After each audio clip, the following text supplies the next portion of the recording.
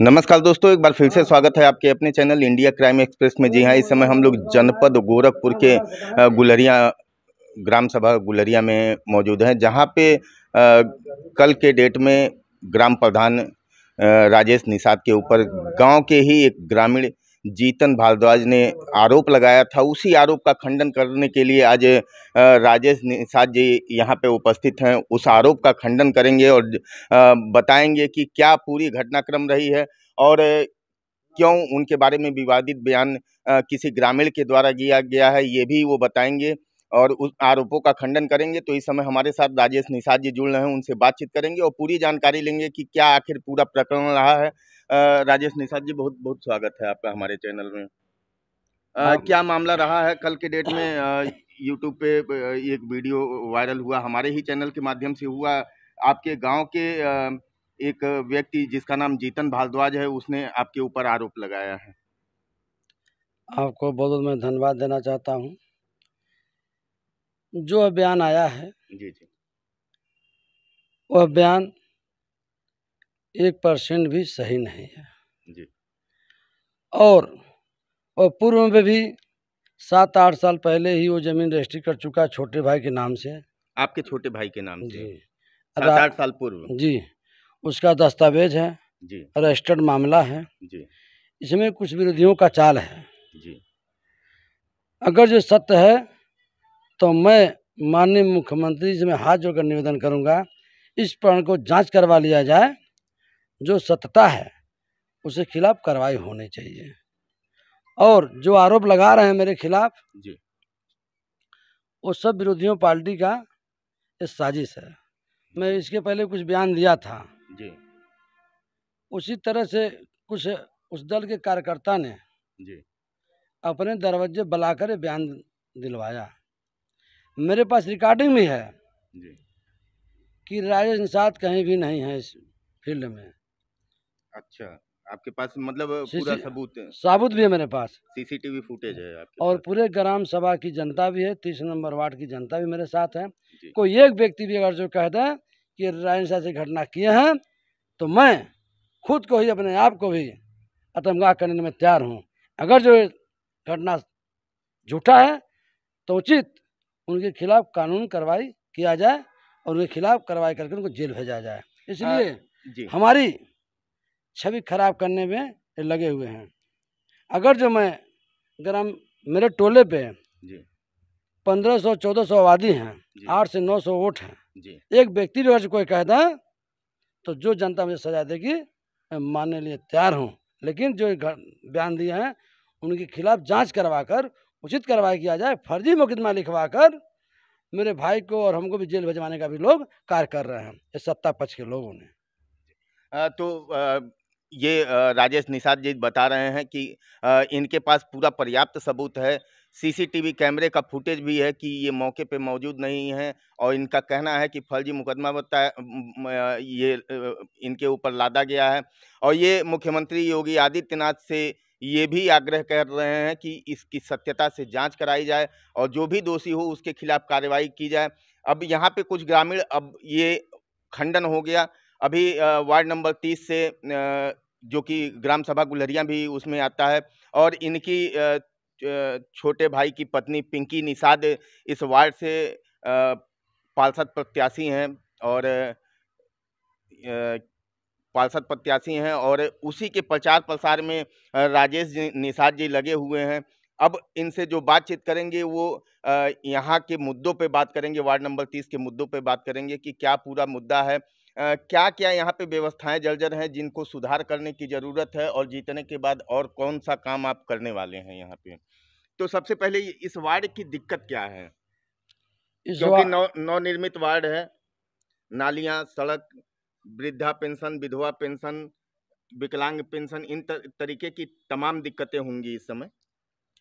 जब मैं ग्राम प्रधान था 10 साल तक जी, उसमें मैं वृद्धा और विधवा पेंशन हो जी, बहुत सारे लोग को मैं पास करवाया था। जी, लोग पाते भी थे। जी, जब तक मैं पद पे था जी, तब तक नालियाँ, सड़क, सारी चीज़ें सफाई थी। जी, उसके बाद 3 साल लावारिस में मेरा ग्राम सभा छोड़ दिया गया। जी, ना ही कहीं सफाई हुआ, ना ही कहीं कोई निर्माण नया काम हुआ। जी। मैं जब ये गांव चला गया नगर निगम में, तो मैं जितने भी नए रोड थे बने थे और गांव की गलियों को भी, गांव गली रोडों भी का जो था सारे में प्रस्ताव दे दिया था जी। कि मेरे ग्राम सभा में कहीं कच्चा रोड ना रहे, सारे सीसी रोड हो जाए, पक्की रोड बन जाए। जी। उस नियम जो मैं प्रस्ताव दिया उसके आधार से काम भी हुए।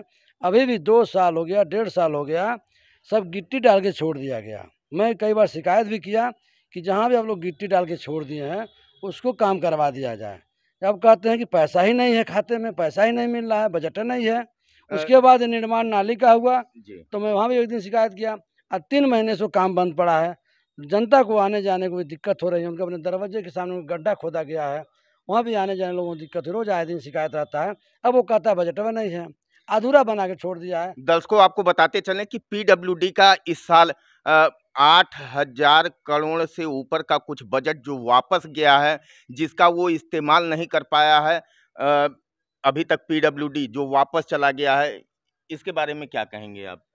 ये तो हमारे विधानसभा के नेताओं की कमियां हैं। यहाँ इतने काम अधूरे पड़े हैं, पैसा वापस चला जाता है, तो साबित होता है कि हमारे नेतागण अधिकारीगण काम नहीं कर पा रहे हैं, नहीं करवा पा रहे हैं।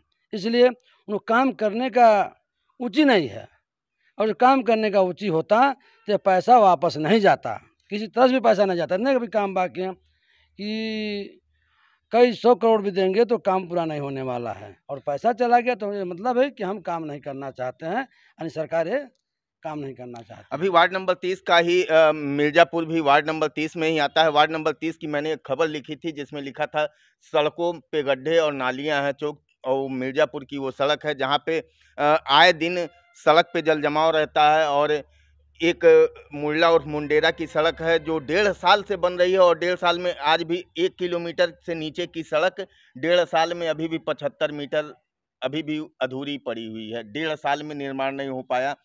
इसके बारे में कुछ बताएं। कुछ दिन के पहले मैं उस सड़क पे गया था, मेरा जी। बयान भी आया था। जी। वहाँ पर भी साल भर के पहले गिट्टी अगर छोड़ दिया गया था।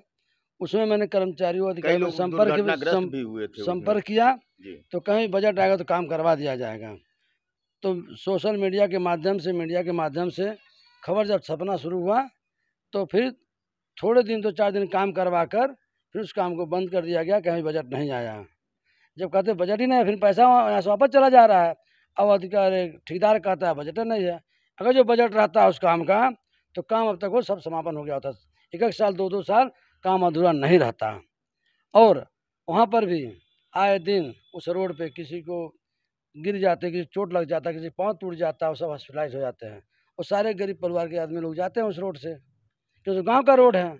मजदूर लेबर जाते हैं, कोई साइकिल जाता है, कोई मोटरसाइकिल जाता है। कई लोग ऐसे घटना हुआ कि 50,000 लाखों उनको दवा कराने में पैसा लग गया। इसलिए वहाँ हालतें बहुत खराब चल रही हैं। उसको जितना जल्द से जल्द हो वो काम करवाने का प्रयास रहे। अगर वार्ड नंबर 30 से आपको बताते चले, पार्षद प्रत्याशी पिंकी निषाद के प्रतिनिधि भी हैं ये राजेश निषाद जी। आप अगर ये चुनाव सभासदी का चुनाव आप जीत जाते हैं तो सबसे पहली प्राथमिकता आपकी क्या रहेगी? मेरा लोगों पे ध्यान देना शिक्षा का। जब शिक्षा देंगे, शिक्षा का व्यवस्था सही कराएंगे, तो लोगों में अपने आप विकास हो जाएगा।